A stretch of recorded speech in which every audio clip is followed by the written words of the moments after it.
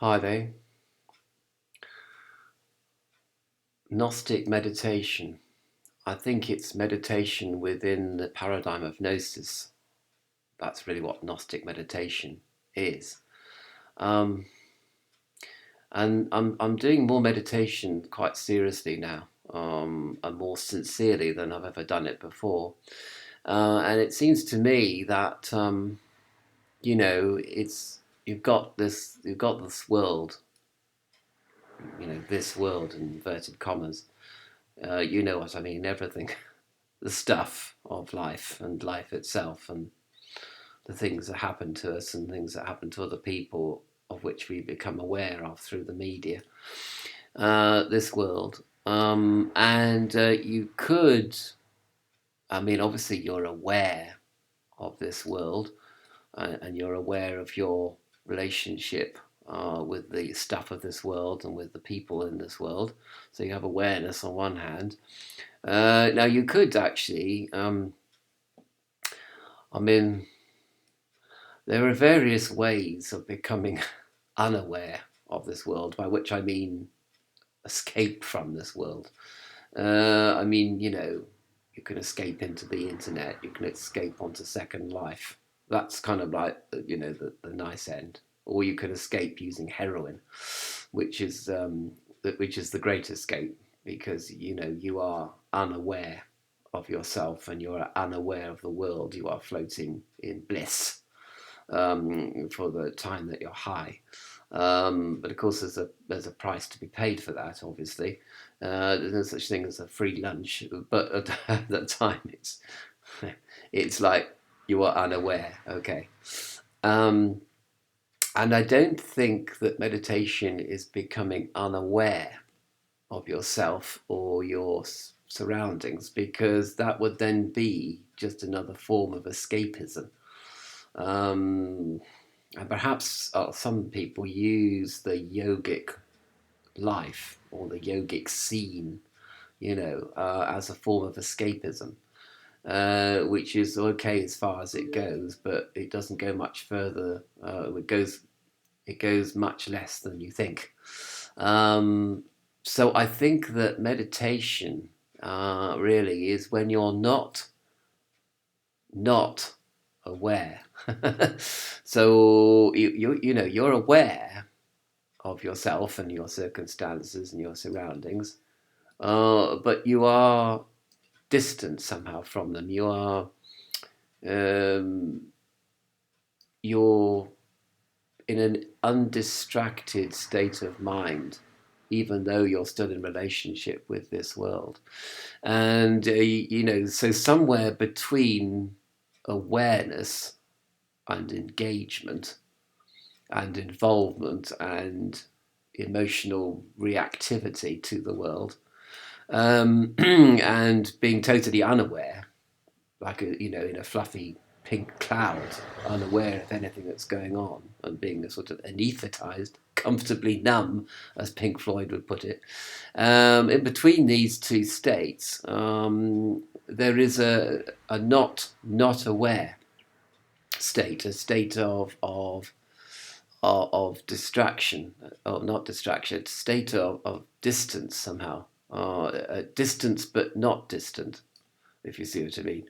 And in this sort of paradoxical state of mind, perhaps there is the possibility or the potential to attain soul awareness and therefore God awareness. And that's pretty much not escapism, but it's also not escapism. It's kind of a different transcendent state between the two, between all extremes, really. It's the Buddhist middle way, I suppose, philosophically speaking. And then I thought, so I came up with this speech, a spiel, and I thought, this doesn't mean much to me, really. So I wanted to sort of talk about it in metaphor. I mean, I used to live in a very rough area of Cork City in Ireland. Actually, Cork City is a lovely city, and the people are pretty cool on the whole. And pretty well. When I was there in the 1990s, they were kind of like it was traditional Irish city, and people, traditional working class Irish people, are all right. Um, but I lived in an area where there were, let us say, issues, and and I lived in this flat, with the grey walls of the nunnery opposite, and they're sort of like surrounding themselves with this forbidding wall, um, and people used to get out up and down the street to the city centre, and sometimes people would be obviously drunk or high, other time, and they're not in control of their emotions, in a reactive state of mind, let us say, um, expressing frustration at not being able to get the things they wanted to get because they couldn't afford them, because they saw other people having them on the telly, and why can't I have those things? And possessing no opportunity to become rich enough to afford them, and then blaming people, blaming their kids, blaming their partners, mostly, in fact, exclusively. And so people used to go down the street, full of blame, full of frustration, not in control of their emotions, and high or drunk.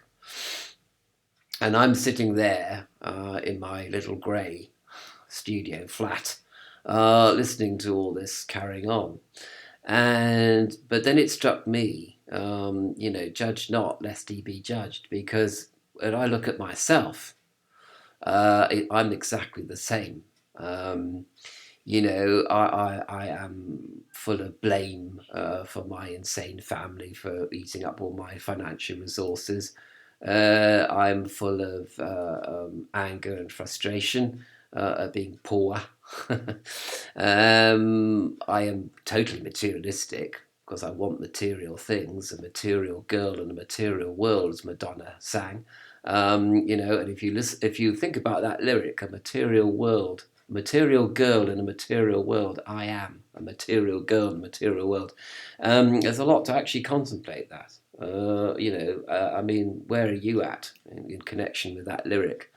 The only thing, well, I'm on prescription drugs, all right. So although I'm not high or drunk and I don't drink alcohol, that's the only thing I don't do compared to people on the street.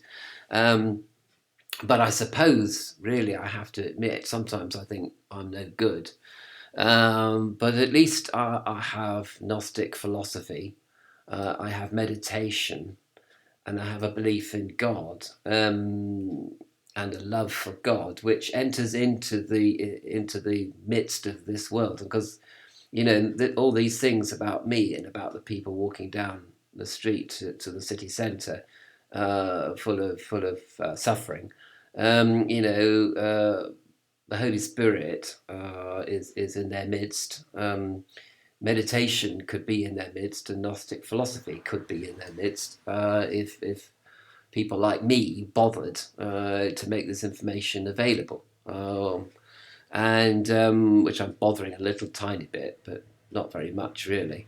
You'd have to put this kind of philosophy, this kind of Gnostic life, you'd have to sort of get people to follow this Gnostic life, or persuade people, I might say, in a way that they would understand, in words that they could understand, and it would be attractive, and and you would say, like, meditate, making meditation God, or prayer, part of your life, or the Gnostic philosophy part of your life, will help a little bit, with your anger and your frustration, and your reactive emotions and your blame game that you go into.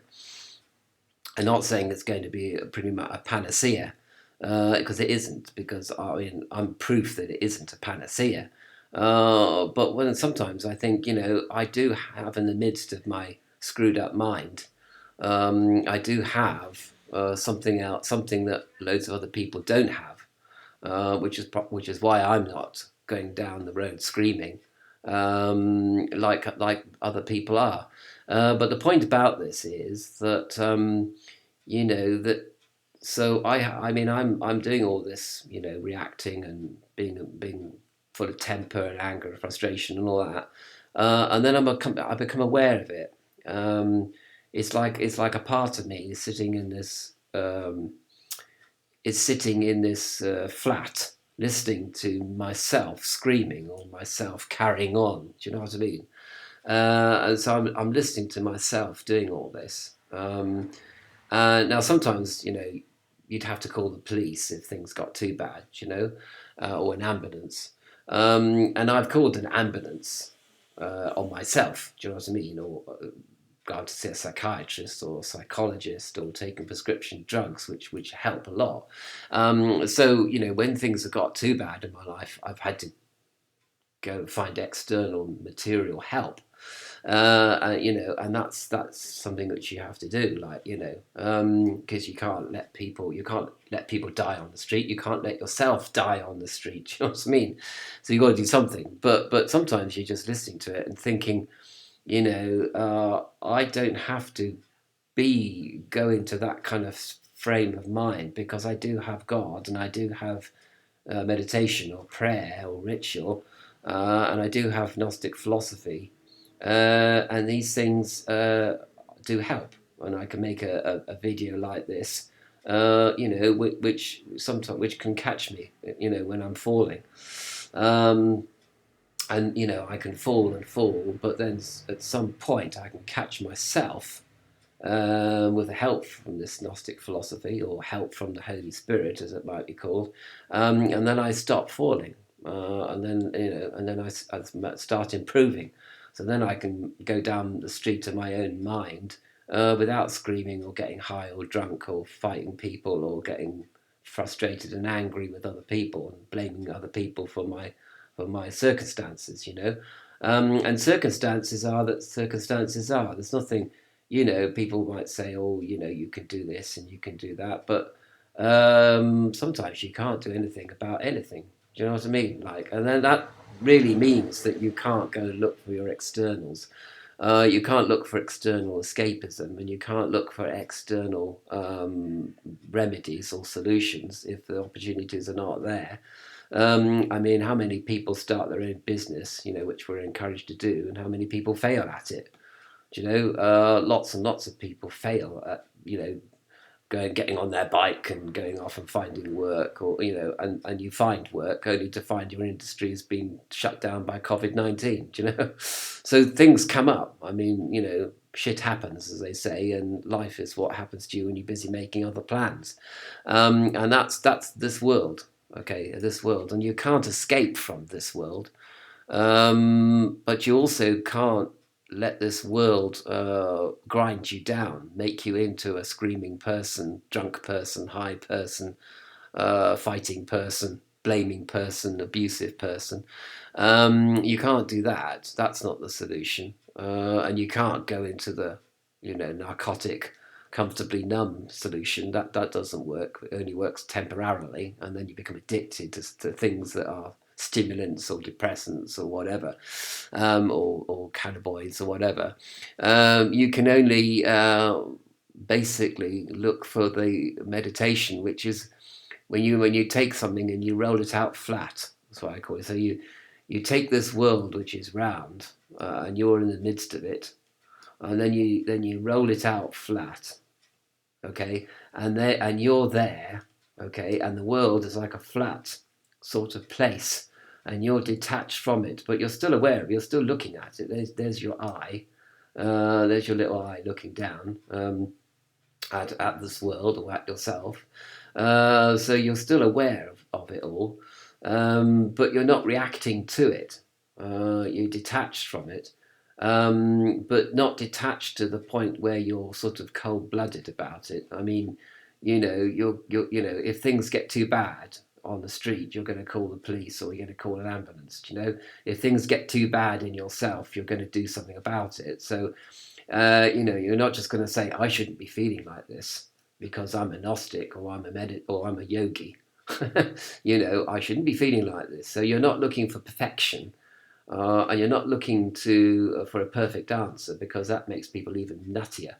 I mean, evil can be really when people start to look for a pure solution, like Voldemort in Harry Potter.